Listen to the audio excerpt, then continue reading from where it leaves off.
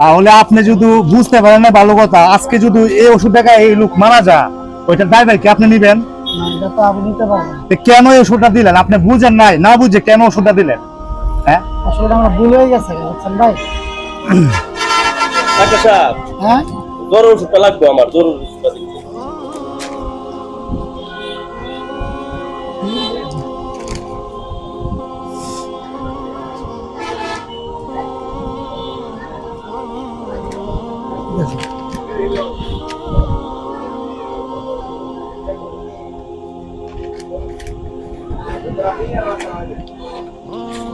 নেন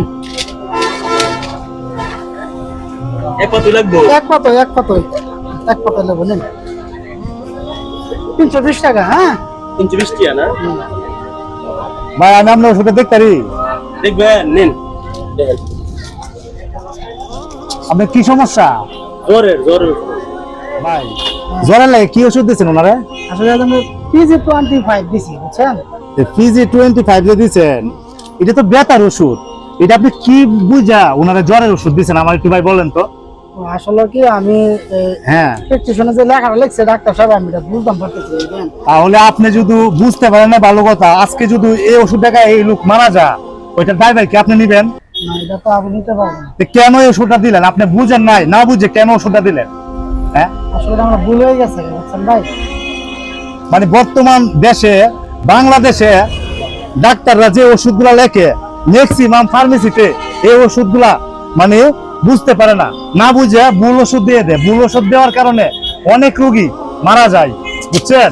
তো আমি একটা কথাই বলবো, বাংলাদেশে সব মেডিকেলে ডাক্তার আল্লাহর পরে ডাক্তার হলো মানে আমাদের চিকিৎসার জন্য, মানে ওদের মাধ্যমে আমরা ভালো হই, সুস্থ হই। কারণ ওদের জন্য যে আমরা মারা যাই, এটা ড্রাইভারটা কে নেবে?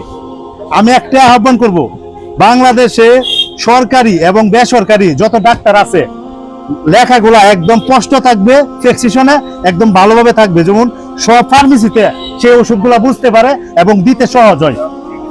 এরকম ভুল আর কখনো করবেন না, ঠিক আছে? ঠিক আছে ভাই, আপনার কথাটা আমরা ভালো লাগছে। আমি আসলে লেখাটা বুঝতে পারি না, তো এই জন্য আমি মনে করি ভুলে দিয়ে লাগছি। না বুঝে আর কখনো ওষুধ দিবেন না। না বুঝলে আপনি যদি না বুঝেন আপনার বড় ইয়েকে ফোন দিবেন। আর আমি একটা কথা বলবো, ওষুধের প্রেসক্রিপশনে যেমন লেখাগুলো একদম স্পষ্ট থাকে এবং বুঝতে সবারই সহজ হয়। ঠিক আছে ভাই, এমন ভুল আর করবো না ভাই। কিছু মনে করেন না, ভুল করে লাগছে। এই ওষুধ ফেরত দেন, ভুল করে জ্বরের ওষুধ দিন, ওষুধ ফেরত দেন। জ্বরটা দিন।